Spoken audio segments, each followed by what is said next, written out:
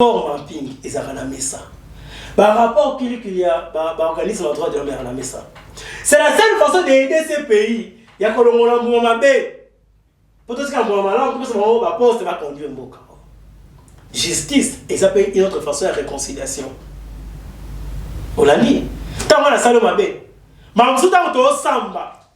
N'est-ce pas qu'on y a quand même. N'est-ce pas qu'on comprend le maïs. Tant qu'on a samba, ah, papa Maurice. Peut-être c'est pour des raisons stratégiques pour abîmer Sabato, nous surtout à Yebi Nazamba, mais quand on regagne Nani, mais bah ça y est l'armée. L'un des gouverneurs militaires est un ex-rebelle, n'est-ce pas? C'est ça raison pour avoir côté Kuna, rebelle, tout ça. Restez ça. Donc si je comprends bien, Batubasa qu'on a des autorités, ce sont des anciens rebelles, bah ni ba coopérer na ba petit na bango baza na Zamba. Tout ça pour ça la bozoba. Ngulu ya mboka hivi manyoko kefunda ngulu ya mboka ya Zamba ndeko lango ça ile côté pas courager ya kotika ba congolais to ba courager otamba na soni ya mboka ona nzoto.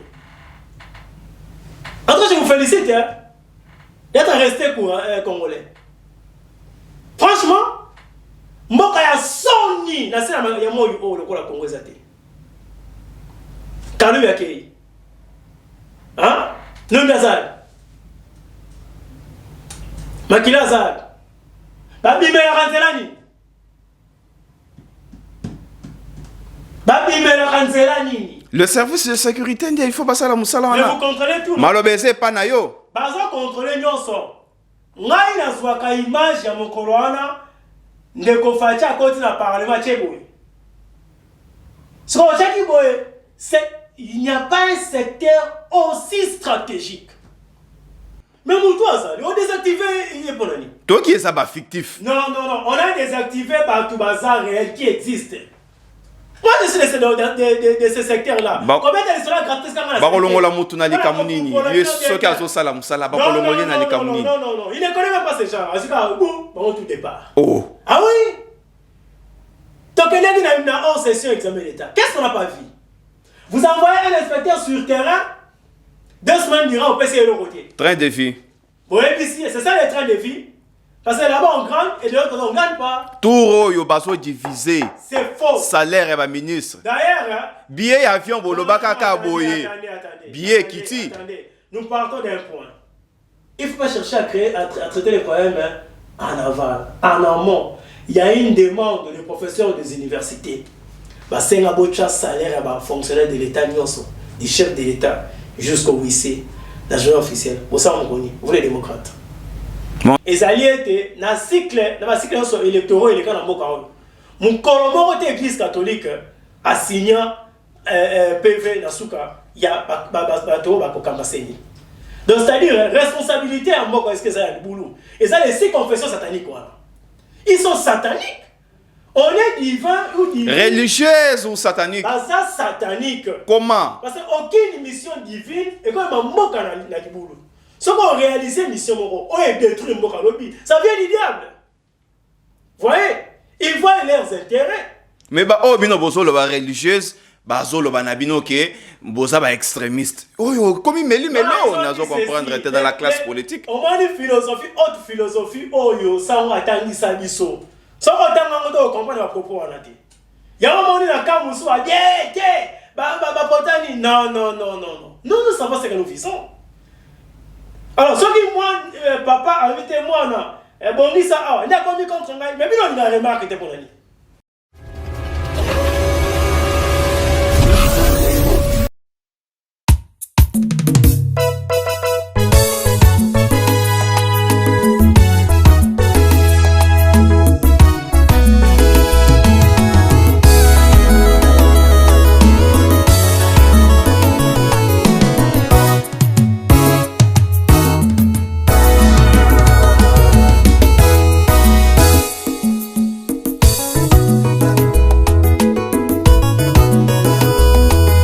Bonjour fidèles téléspectateurs de Goshen 7 Télévision, bienvenue dans votre émission Les Débats Congolais, émission Oyo Tomesana Kopé Sabino, information sur l'actualité politique en République démocratique du Congo et partout ailleurs.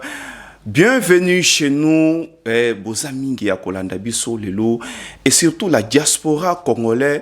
Toko senga na bino bo s'abonner massivement na ba union surtout bazo landa biso awa na kati ya République démocratique du Congo. Lelo toko lobela na le débat congolais désignation ya membre ya CENI lobiwana e uti koleka Assemblée nationale. Bah, salaki ce qu'on appelle commission paritaire. Pona kopona.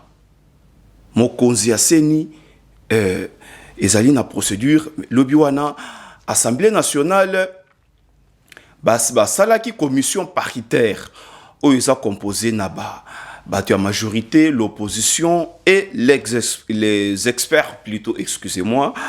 Tokobe lisusu oyo etali train de vie ya ba institution gouvernement sama lukonde bazali déterminé ya ko réduire nanu ba mongo oyo zokene na ba institution ko bandana ba salaire ya ba ministre na batu mosusu tokolobe lisusu likambo oyo etali monsieur Kikaya bin Karoubi oyo azali ko s'échapper na mboka na biso ye azalaki interpellé par le premier avocat général depuis le mois de juin tilelo a Mekiko se représenter disusu na justice te et on va profiter de prendre encore la dénonciation il y a monsieur Denis Mukwege ye a dénoncé en tout cas nomination ya moko ya ba ancien rebelle oyo alikaki na ba RCD Goma aliki na CNDP azalaki pe na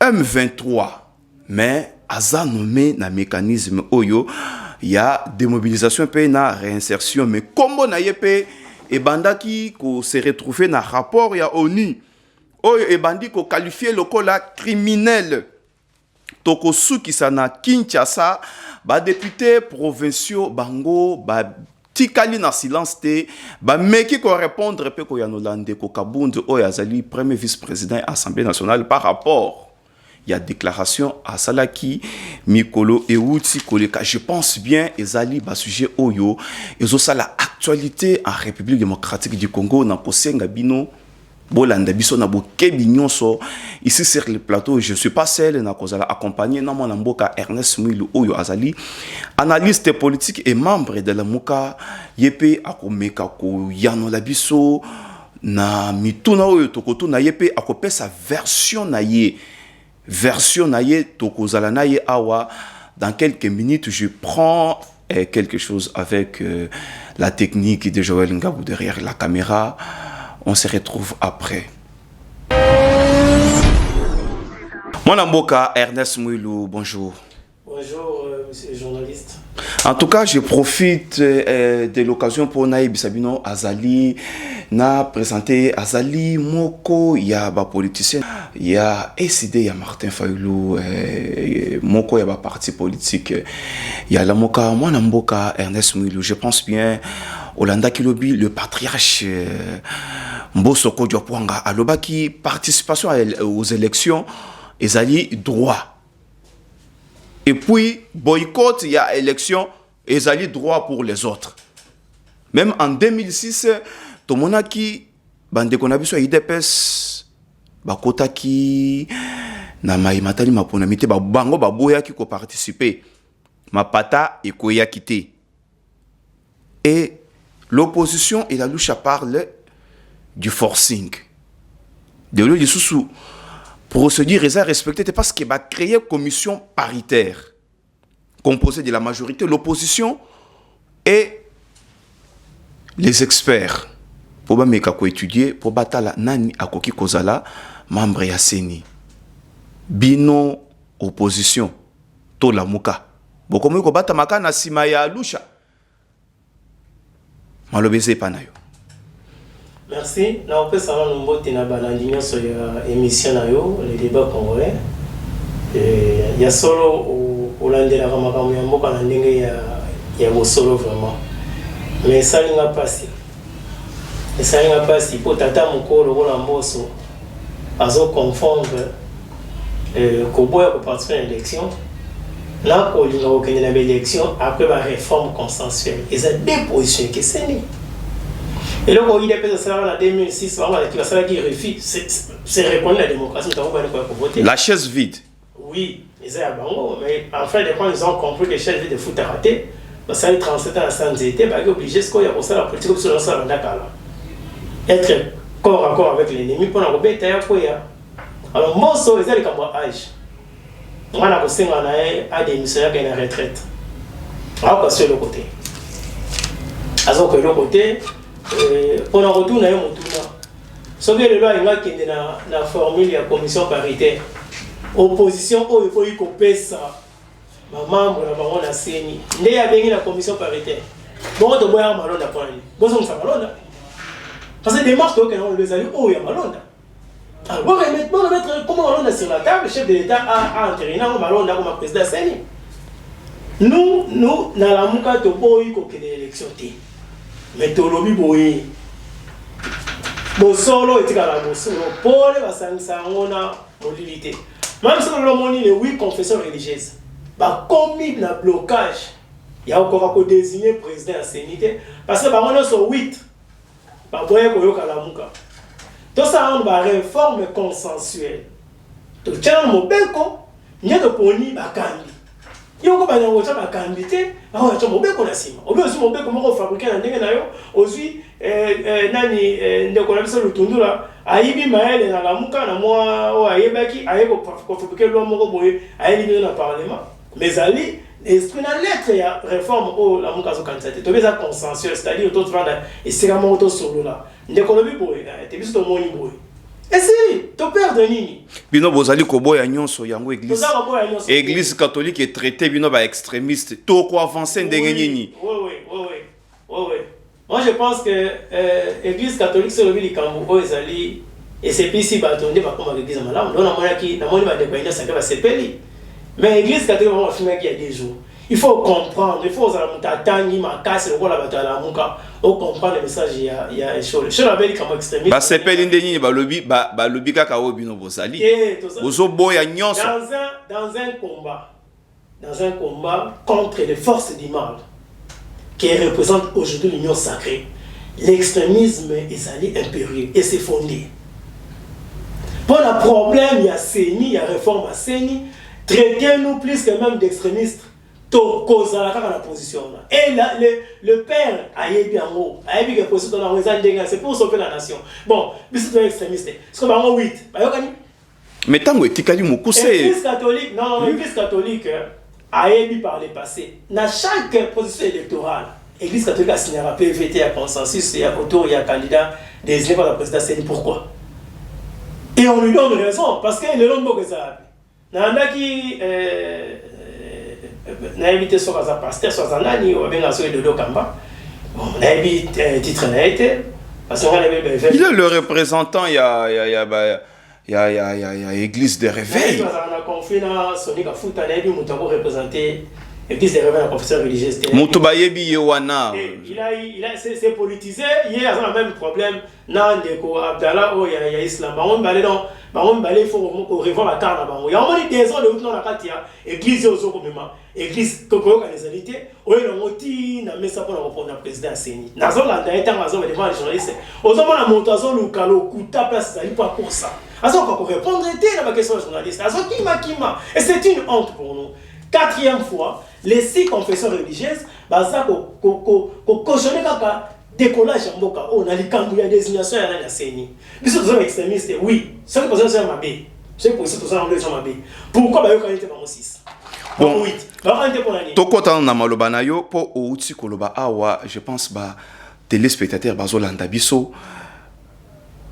IDPS tango monique sans été zo simba di sous-souté ba rejoindre politique bino banda ko sala.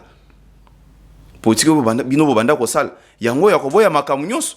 Na moni esa ko kanaka kana ya IDPS je pense. C'est un bango banda ko sala opposition té. Bango ba ki opposer ya Kabila. Ba ki opposition té. IDPS c'est banda depuis na Kabila té il y a longtemps. Kabila ba ki opposer à Mouzé ba ki opposer à Mobutu. IDPS n'a jamais été dans l'opposition.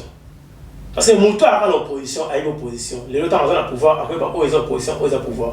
Mais ils sont dans la confusion la plus totale parce qu'on va dire l'opposition, on va dire opposé. On va dire qu'on ne pas Kabila, on va comme le pouvoir, on va dire ça. On a dit l'opposition, à quoi on a des démocrates en dictateur, en tyran même. Ils étaient des opposés à Kabila, ils étaient en opposition. Ah, dictature, on est comme Mobutu. Je vous dis, tant que vous avez la République d'Isaïe, c'est un dictateur, on va comprendre. Non, net tu osa ya kolemba. Mais naza na posa au sans amakamunyo sur sa katina yo. Osa président de la République démocratique du Congo. Mozo que des violations à la constitution. Osa plus dictateur que Moutou a quand il a la République d'Isaïe. Ça c'est la sincère, on t'en va solo.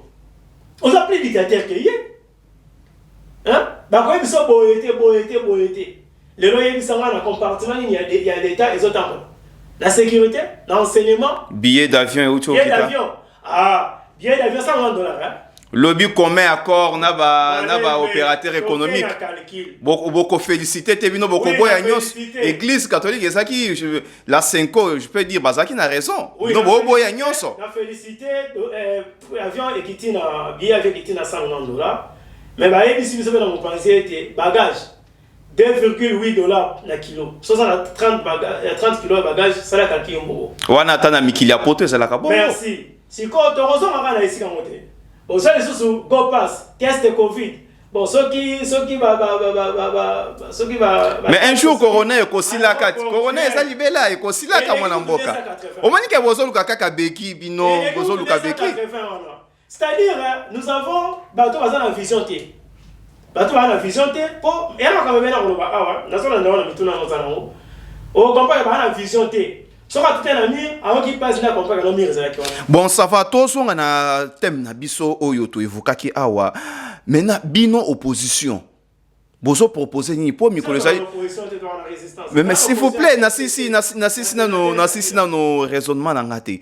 C'est que beaucoup participer à l'élection te kolanda maloba ya patriarche Mboso beaucoup participer à l'élection te ou soit un jour beaucoup ya ko crier na glissement. C'est ça le moment de d'être en ordre na makamunyo surtout. Mboso a préparé un discours ya ke ngona koloba lingala. Oui makamu ya recensement. Akoloba pe na lingala tuna mina kuna ki on va encore venir wa kufete. Asakana. Akoloba na lingala. Là, vous appelez les gens à la violence. 64, article 64, la Constitution, on a comment voter.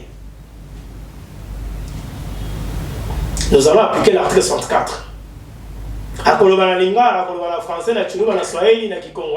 Et si ça ne tient pas, vous ça la nini. Article 64. Donc, on dit qu'il y a un groupe d'individus qui va mater 85 millions de Congolais.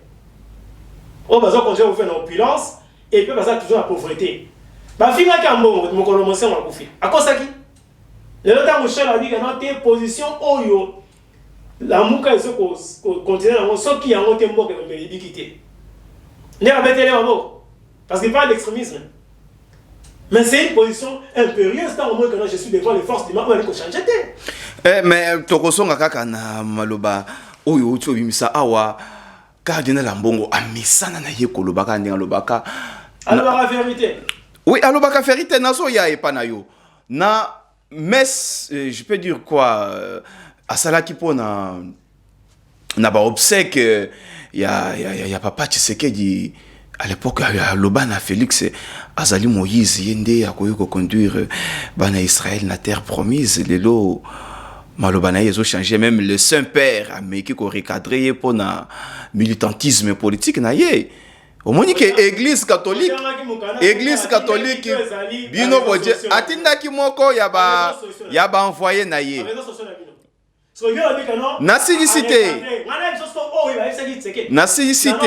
cité na raisonnement na meki kaka ko fongola moi parenthèse po bino lelo bozo batamaka ka na sima ya église catholique église oyo bosengaka à l'époque bo pesa biso résultat to ke na on ko constitutionnel église boy. Oh, mais tout le monde a la cour constitutionnelle. Expliquez-nous. La cour, ba preuve, ba PV. Et ça, ce n'est pas l'église qui donne les PV.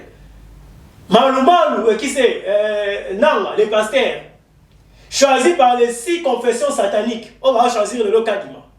Toujours les 6 confessions satanique. Toujours les 6.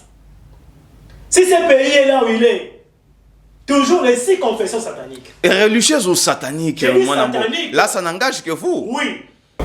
Jérôme Bonso a candidat de l'église catholique. Na conférence de presse au de Kamba Saraki. Vérité quand on a mis ça dans mon connaît. Et ça y était dans cycle électoraux et les cas dans mon cas. Mon colombo de l'église catholique a signé PV Nasuka. Il y a bateau Kamba Seni. Donc c'est-à-dire responsabilité à moi est-ce que ça a le boulot. Et ça les 6 confessions sataniques quoi. Ils sont sataniques. On est divin ou divin. Religieuse ou satanique? Ça satanique. Comment? Parce qu'aucune mission divine et quand on manque na boulot. Ce qu'on réalise mission on est détruit mboka lobby. Ça vient du diable. Vous voyez? Ils voient leurs intérêts. Mais bino bozo ba religieuse, bazo lo banabino ke boza ba extrémiste. Comme il meli nazo comprendre était dans la classe politique. On a une philosophie, haute philosophie ça on attend ça biso. So on t'a comprendre à propos en ati. Ya moment na kamusu a potani non. Nous savons ce que nous vivons. Alors ce qui moi papa invité moi na bongisa a nda komi contre ngai mais bino na remarque te ponani. Papa ici bino banda oya. Yonde ko ozo rouler carrosse, yonde ozo lia ozo fimba. Ta ba ndeko baza kokonda. Bani ko finga. Classe ya kofinga oyo bopesa ka mémoire ya papa Tshisekedi ba mulu masoni il est pesa na kofinga brutalité ba menace. Mais qu'est-ce qui a changé par rapport au régime à Kabila? Rien du tout. L'église catholique a un candidat pour chuter. Pour chuter. Oui. Ma bosom c'est Malonda ça qui mutu ya kimbangiste non. De le cas du maïla comme moi l'église kimbangiste là. Ba on est pas Tanzanie. Baza bandoki. On a dit Baza bandoki ezala kati.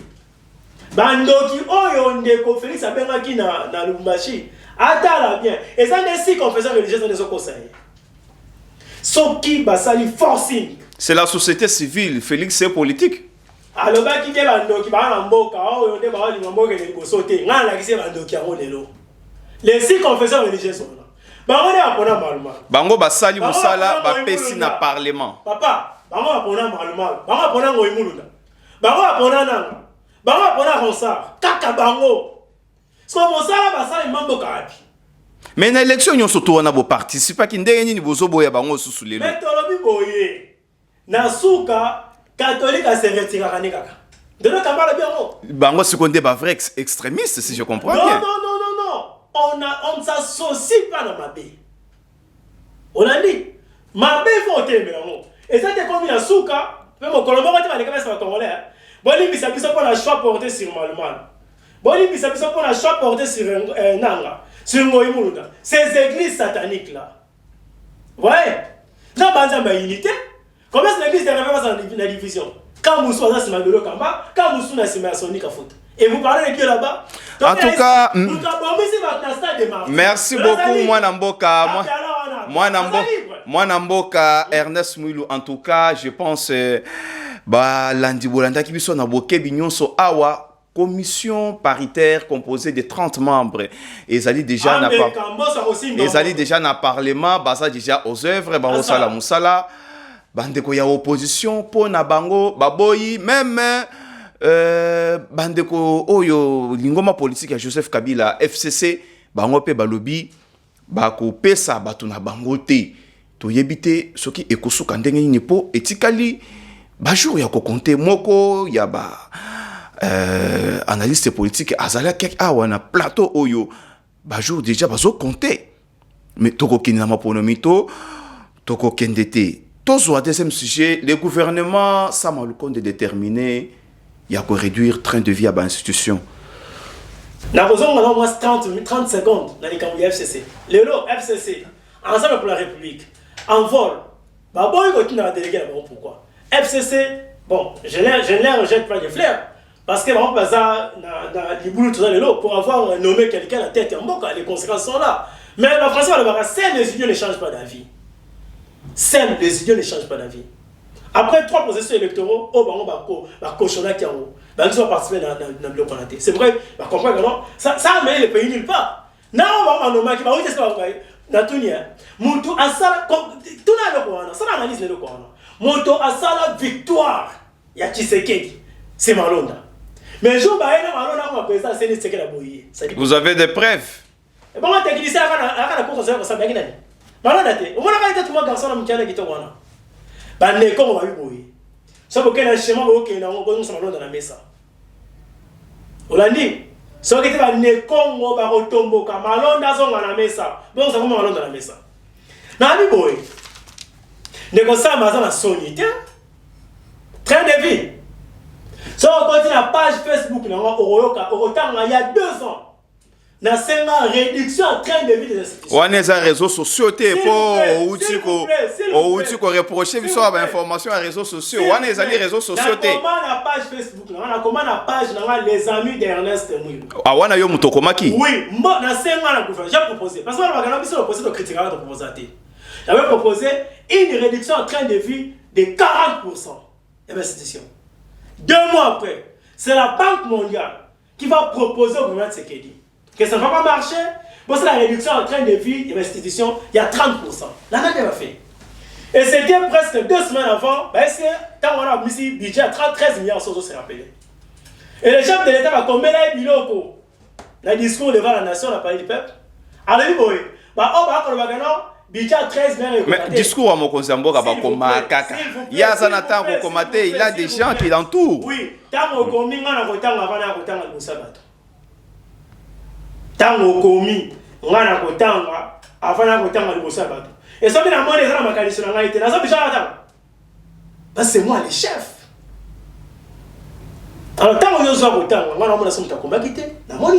opposition na bino ya mabe ya koboya makambo nyonso même discours ya mokonzi mboka bozoboya. Alors boya à côté la défi na expert à Banque mondiale. Ay ba o ba ko kalisa ke budget 13 millions ko ate na che ba mona défi. Et ko simba l'autre la budget. Mais tant ba ton ici ba bumu na bango, les ventes d'abord. Tant ba moni que Banque mondiale, FMI, aboya ko sa ba mi soloté parce que 4 milliards au bo ko sa le ngata mboka. Bino moko ba konzi bozo na 60%. Quel kindoki? Deuxième bandoki ba mo ba konzi. Ça c'est de n'importe quoi. Ouais, c'est de n'importe quoi, c'est être méchant. Magufuli, personnel, le président tanzanien, a continué à pouvoir avoir 5 ans durant il a $4 000. C'était pour dire quoi? Personne, aucun Tanzanien a retouché plus de $4 000. Archange, dans Centrafrique, à Salango. Et là, on n'attend pas budget, on n'attend pas ce qui Banque mondiale fait un peu son bon, on n'attend rien. C'est la parole du chef, où ils ont la force de loi. Moi, Ernest, président de la République, dans 5 ans, nous avons besoin plus de $10 000 à Zati. Maintenant, nous allons respirer, peuple d'abord. Ça, c'est n'importe quoi. Ouais. Un pays pauvre, malheureux, avec 4 milliards comme budget. Chef de l'État a besoin de 40 000 $, le mois. 30% salaire on a été au foot Joseph Kabila. Yango balobi cette fois-ci, gouvernement basa déterminé. Si kana na mekana noko lobape tozo landa pona bato bazo landa biso nanda. C'est le seul pays au monde où va conserver monter avec plus que les gars. Balobi cette fois-ci il faut ba meka kotala no train de vie à institution. Ministre batala bambongo la bango. Député, sénateur, au bourgmestre, au baron surtout. C'est du populisme politique ça. Bah mais quand on côté, il y a social à peuple. C'est du populisme. Cher Congolais, d'ailleurs, pour toi, et puis salaire n'a été. Là, vous parlez tant qu'opposant. Mais quand même, bah, gratuitement. Gratuitement. Oh, moi, la 6e première, bah, où tu t'es la faible, ah, bonjour ma fille, bonjour tonton, comment ça va bien? Ça a été, oui. Et les vignes, on va mettre à ça. C'est grave. T'es la faible. 6e première. La petite me dit ça avec son cœur. Parce qu'il n'y a pas une main noire derrière. Hein. Pour nous, c'est moi qui ai comme un récupération politicienne, bazar instrumentalisé, net bana béni. Moi, enseignement et pour fois kala moi na mboka, bino bozali comment na kaka lelo. Mais quand on parle de gratuité, Vous avez encore renforcé le pays. Tout le monde, les ministres, Tony Mwaba, et au four au moulin. Pour désactiver, j'ai ses copains il y a une perspective pour remplacer les gens de l'IDPS. On a fait comme les a désactivés par les ministères. C'est ça le travail comme ça envoyé pour ça. Bah fictif les cas qui n'a se copié en autoga. Bon décrire qui moïbi awa. Les lobes comme on va remplacer votre IDPS. Ata bayinaka. Les fictifs ça moutou azati. Mais moutou azati, on désactivé il est pour l'année. Toi qui est ça bah fictif. Non, on a désactivé par tout bazar réel qui existe. Moi je suis de ce secteur là. Combien de restaurants gratis comme ça? Bakolongo la moutou na likamunini. Il ce qui a zo sala musala bakolongo na likamunini. Non, il ne connaît même pas ces gens. En tout cas, bon tout départ. Oh. Ah oui. Donc il y a une hors session examen d'état. Qu'est-ce qu'on n'a pas vu? Vous envoyez un inspecteur sur terrain, 2 semaines durant au PCL au côté. Train de vie. Vous voyez ici, c'est ça les trains de vie. Parce que là-bas on gagne et de l'autre côté on ne gagne pas. Tout yo baso divisé. C'est faux. Salaire et ministre. D'ailleurs, billet avion boloba kaka boye.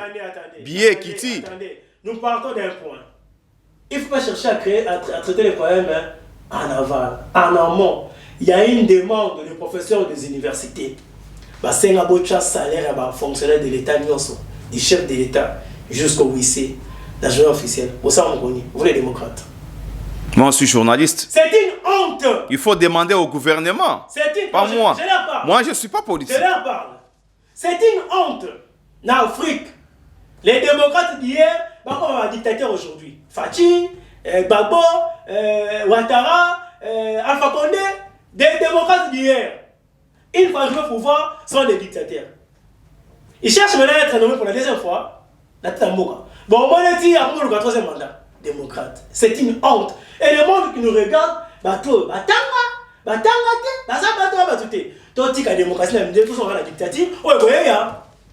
opposition. Bolanda biso bien andako. Ceux qui blocage les la confession religieuse. Tu sais que. Qu'est-ce confession satanique? Tu sais que. Ceux qui balimba arrêter régler train de vie. Tout le monde va diviser salaire et ministre pour équilibre et ça la partage. Équilibré, il y a richesse. Et ça là. Mais bien non, vous avez un régime partout. Papa, mais comment tu as saigné? Tu as une personne. Tu as le pouvoir. Mais je ne vais pas te tu as saigné ça infériorité. Et aussi, maintenant, saigné, ils ont politisé. Ils ont une personne. Comment est-ce que tu as une personne? Les gens sont vous avez une mémoire courte. Félix Tshisekedi a eu pouvoir. Babimisi Malonda candidat. Président Yassini. Mais ce qui a été, laissez-moi réfléchir. Vous aurez le temps.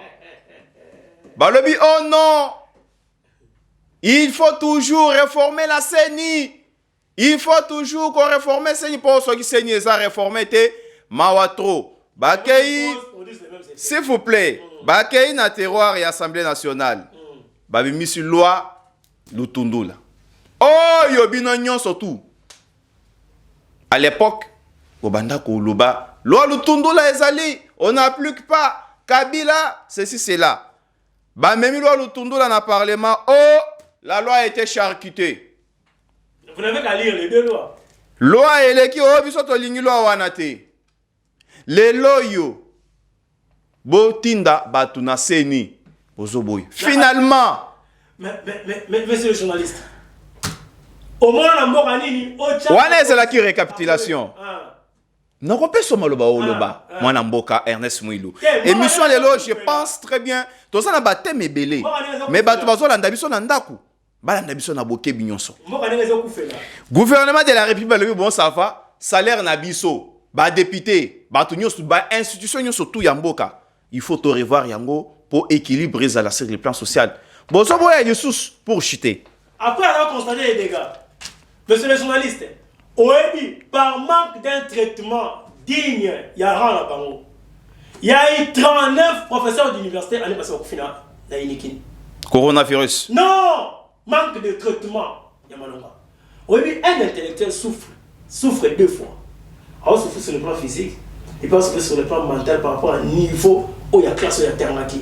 Il y a un traitement pour appeler ça. On donne un professeur d'université, 2000 $ à la banque. Et combien on donne à un conseiller, à un ministre, il y a chef de l'État. Mais t'as un musée, combien? C'est ça les problèmes. On ne peut pas justifier les mal par les mal. Si le musée payé médiocrement le professeur d'université. Donc on a validé par longtemps. Joseph Kabila, moi, Nambo Kande, aye ko Matissa Yango. Mais vous devez reconnaître Yango. Joseph Kabila, moutou Matissa Yango à 2000 $. À part ça, moi, Namboka. Le professeur, s'il vous plaît, parce que biso sont tout les cas qu'on a Nangomba. Oui. Ngana sa moi Nangomba. Bah professeur, bah soit 2000. À part le 2000, les grands vendeurs de syllabus, ce sont eux. À part ça, bazouaka mbongo oyo to futaka. Oyo bana ba futaka plutôt, ya frais. Bango bazouaka 90% ya mbongo wana. Et puis le professeur, il y a une université de Kinshasa, examen na ye moko à poser pour à corriger yango bako futa ye na département. Na éviter ce qu'on contredire nga. Examen ye à poser, mais bako futa ye pour à corriger yango. Oui. Par examen. Oui. Zo suko ba faculté nyo surtout place à Tangisaka. Ba département, bako pesa ye combien? Mais ce sont eux bazo réclamer 2000 $ et ça mouké aussi longtemps que un soldat oh ya soldat libanda na beni 100 000 francs. Voilà. Wana vous en a raison te Voilà. ya koloba place wana. C'est un raisonnement vraiment de 10e riz que vous amenez là sur le plateau. C'est-à-dire quoi? Au Congo, on privilégie les primes, au lieu on privilégie le salaire de base à tout. Nulle part ailleurs. Mais nga na ça mouto 10e riz te. Oui, c'est ça la réalité. J'ai dit ceci. Ces raisonnements-là, il y a un des balabala. C'est pourquoi on a dit à l'enseignant, ah, après ça a 400 $, 300 $, 500 $, na gomme na l'école, on va attendre ça là. Mais la prime peut tomber d'un jour à un autre. Monsieur, Kabila est arrivé en Afrique du Sud. Avec ce professeur d'université, comme on est dans l'Afrique du Sud, on va attendre ça au Congo. Ben, c'est les derniers professeurs sud-africains, sur le sol sud-africain, touchent 17 000 $. À Kanga, Valais, à Zongue, à Yana, Pof, mon côté. Ceux qui restent vous enseigner ici sont des banquiers. On ne peut pas. Moi, je tiens la craie devant mes élèves et passe la montée mes élèves. Nazo, paix sa science et au fêlé. La science écouteuse. Non, la Bible le dit. On peut repérer par manque de connaissances. Merci beaucoup Ernest Mouilou. En tout cas, pensez à ces vous voyez 10e rue partout, même dans Makambo Oyo. Et vous voyez toujours 10e rue partout. Vous donnez à celui qui vous a formé 2000 $, mais il va former au toucher 13, 15, 20 000 $. C'est de la méchanceté. Il y a un gouvernement qui va réduire le train de vie. Mais bien opposition, vous jetez tout dans la pâture. Vous savez combien de Congolais meurent chaque jour pour 100 francs au Somba?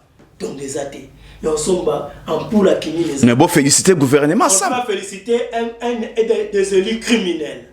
Parce qu'un élu qui ne change pas les choses, dans le mandat, pour le peuple, il y a ceux qui mandat, c'est un élu criminel. Et il mérite. On m'a dit, prison à perpétuité au besoin conseil la basila pour n'aller balé na est soni pour le gouvernement ba on va couler en cravate ba mériter prison à perpétuité. Le gouvernement basa na volonté ya kosala musala moi na mboka je pense toko changer sujet et je pense dans les prochains jours toko mona musala si réellement basa na volonté wana.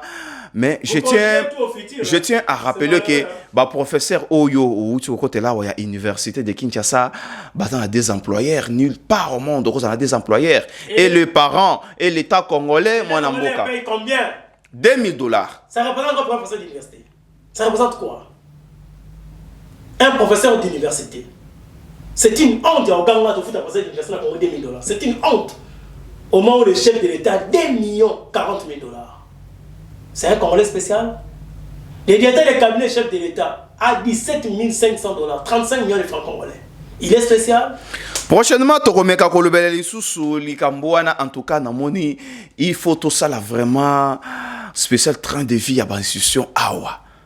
Mais je pense très bien que au Kozalana, qu'au débatteur sur ces plateaux, le débat est tourné très bien. Il est parti avec notre argent à travers des cartes connectées au trésor public. Théâtre. Il s'agit de monsieur Kikaya Bin Karoubi. Que font nos services de sécurité? Oh non! Mais tant que vous avez des fois, c'est l'ambassadeur américain qui m'informe. Tu n'as rien comme ça, non? Des miens comme ça, non? On moque Sony. Tu vas courager à retirer le Congolais. Tu vas courager à retirer Sony au Yamboka ou Nanzoto. En tout cas, je vous félicite d'être resté Congolais. Franchement, mboka ya Sony na sema ya moyo o lokola Kongo ezate. Kanu ya kei. Hein? Nunda zali. Makila zali. Babime ya kanzelani. Babime ya kanzelani. Le service de sécurité, il faut passer à la moussala. Mais vous contrôlez tout. Malobese panayo. Baza contrôler nyonso. Ngai na zwaka image ya mokolo wana ndeko facha koti na parlement cheboy. Ce qu'on dit boy, c'est il n'y a pas un secteur aussi stratégique que la sécurité. Il n'y en a pas. Il y a les Américains, mokolo oyo ben la dena na kisi ba sur le plan sécuritaire. Ba ko betama. Mokolo abel la dena akufa. Ndi Américain mteme kita. Bah, on a dit la dernière retranchement, parce qu'on ne touche pas à la sécurité d'un pays. Une année après, le président apprend que il y a 11 000 hommes de troupes à l'Est et non 21 000. Une année après. Non, vous devez démissionner. Chers frères, n'ayez pas honte de démissionner. Et ça fait grandeur, hein? Oh, Moutaro Zanango. Et ça sonne, bon, il a les chance pour que tu parce que les gens qui sont Congo. Chance, mais il paraît que les Kinanzela, il y a Bakongo, à partir d'Angola, avec notre argent, plus de 2 millions de dollars. Les criminels habillés en uniforme, il y a la police, il y a la FARDC, il y a la contre la tomate. Qu'on a les pays des citoyens. Babangi mutali munene makila balekisie. Ta babangi alineta kika bin ko balekisie na zena. C'est quoi comme bagatelle ya buzoba oui? Hein? Non! Nulle part au monde on va bêtise à bouillir. Même dans les micros états. Neti d'ailleurs sécurité mboza lié na dimension mbokate. Parce que les plus petits états, il y a Mokili au Israël. Mais ça premier le renseignement. Nous sommes tous un grand pays, des fois nos frontières, les a bien contrôlées. Je comprends maintenant que Moutoko Kosa il est Kambo Awa. Alors le bon ça va? Je prends fuite à quel? Non, écoutez, ce qui bateau baye bani, bani kama betando eke, baza ba konzi. Ba ko le kaina per, c'est bon ngana yo. Ça il faut faire. Nilingat. Calais introuvable. On n'a plus du temps. On n'a plus du temps. On n'a plus du temps. On me fait signe derrière la caméra. On doit accélérer avec les choses. Mais lui aussi est affaibli politiquement.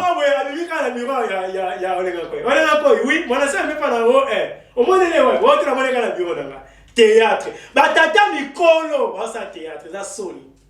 Nandaku. Moi, je suis 12 ans, je suis parce qu'il y a un politicien, le roi de la la télévision. Kikaya. C'est pourquoi les lots la Mouki Boyeno, Mata Tamponi Augustin, Bapekisi Kobima. Il n'y a pas de pêcheur. C'est ça les moments. Bato surtout batanga ki awa bazwaki ba millions bazo kende. Kikaya ke ina plus de 2 millions. Yoka. Et alors, français, il a déjà symbole que mon carreau est arrêté. Oh, il a coopéré avec la justice. Mais si je comprends bien, Moutouata Ayiba qui sera pessimiste, il faut qu'on kangaye. Non, il a coopéré. Non, non, non, non, non, non, non, non, non.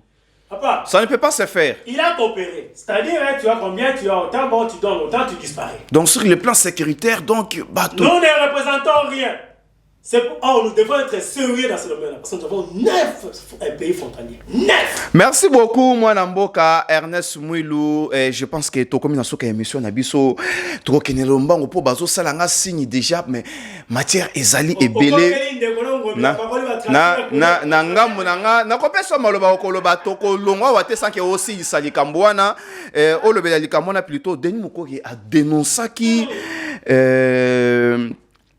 un ancien rebelle, il y a RCD, il y a CNDP, il y a M23, Oyobache, Lelo, na mécanisme, il y a PD2R pour Akamba, il y a dénoncé qui est Moutou Oyobatanga qui, na rapport, il y a ONU, mais Nanga Momousou Stoyoki, Balobi, en tout cas, tout ça qui na ancien président Awa rebelle, vice-président rebelle, le ministre ba rebelle, ba onyon surtout, ba rebelle de Bayaki Awa. Votre avis? Non, nous sommes là, nous avons droit de l'eau. Papa Ernest.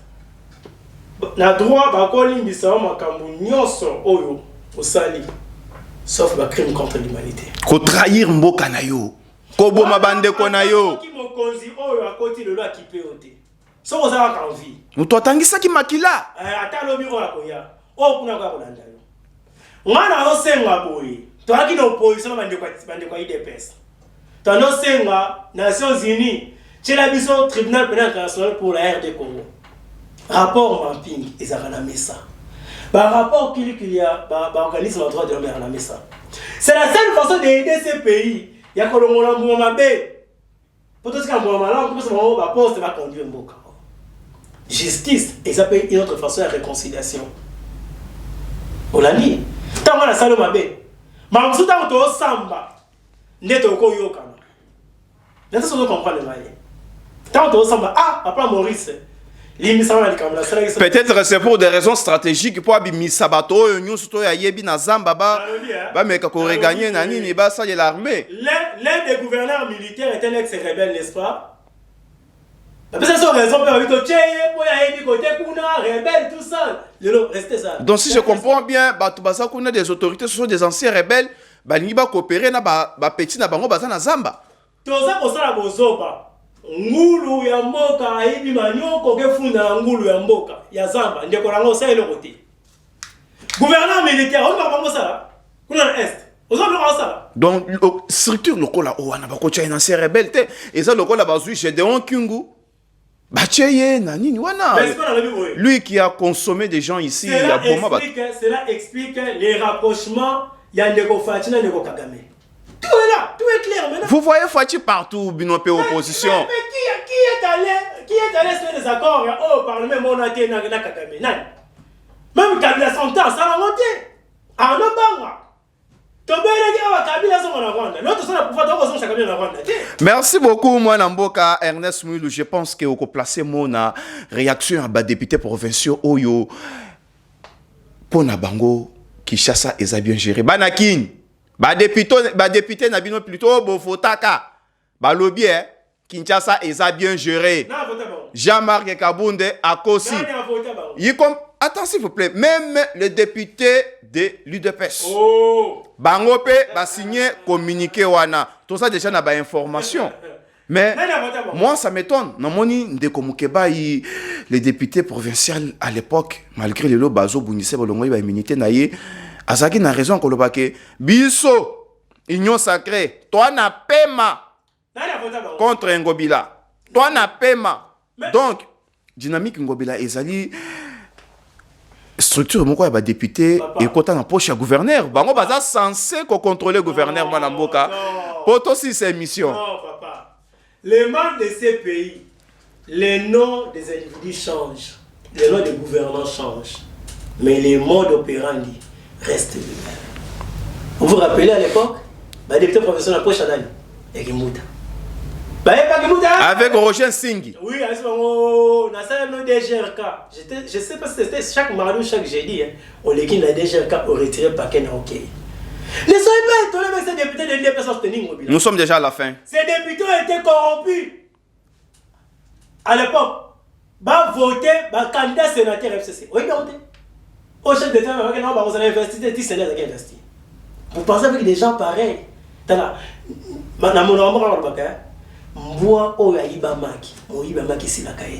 Merci beaucoup, moi Namboka Ernest Moundou. Je pense très bien, comme dans souka émission Nabiso, matière ezala qui est belle, mais la télévision c'est le temps. Gonge comme dans souka, je pense au côté la caméra il y a moi Namboka Joël Ngabou, Oyozali technicien bien formé, l'international. Au pesa malobana souka pour aussi ces émissions lelo. Malobana souka ina de partager de Kabund dans député à Kinshasa. De Kabund qui est contrôler ça Malokonde. Si ça on a Jérusalem na l'Assemblée nationale. Ndio ko benga ba oya yo ya IDPS na mopanzi expliquer bon parce que na moi interférence mo bongo ça. Tika ba député professeur ba ça musana ba on. Bien que ça musana longate. Parce que mobile c'est comme muta. Hein? Muto ozo attaquer wala mobile. Pire master ya chef na yote. Hein? Keba. Là, c'est un opposant qui parlait. Je rappelle que à tous les Ezali Ernest Mouilou. À tous les bases, je les salue. Na bo sanité, ndeko bila yope na ko beto di solo ya. Ngai ngobila. C'est là qui senso. Oh, la qui singai boy. Papa c'est là qui senso mule zoya.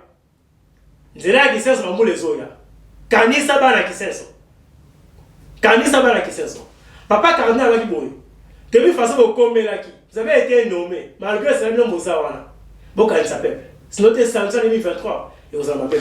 Merci beaucoup moi Namboka Ernest Mouilou. Je pense Tokomina Souka Balandina Biso. Vous qui nous suivez partout et surtout la diaspora République démocratique du Congo et partout. Abonnez-vous massivement sur Goshen cette télévision. Émission à l'autre aussi ici. Kinshasa, député provincial, ngo balobi ça va. Ngobila a il ko gérer bien. Aussi longtemps que transport, mutu na mutu akomi ko tia prix ndenga lingi. Ils m'ont dit ça partout. On nous parle de 10 millions pour nous dégager. Yango, s'il vous plaît, émission aussi ça qui est déjà. Et nako senga bino boza la vigilant 2023. Nani bokoki ko voter. Les députés sont censés contrôler le gouverneur. Et si les députés bango bakomi ko sala la déclaration pour nous défendre le gouverneur devant le vice-président il y a assemblée nationale ezoka musamingi. C'est que ba député bazo sala musalati bazo sunga bisote. Nazolo ba étant que électeur maintenant parce que to votaka bango ba komi ko défendre gouverneur otomoni azana ba faille presque partout banda aya gestion eza vraiment tinati. Là ça n'engage que moi étant que patriote parce que yé gouverneur azapé élu ya peuple abo sanati. Merci, on se retrouve à bientôt.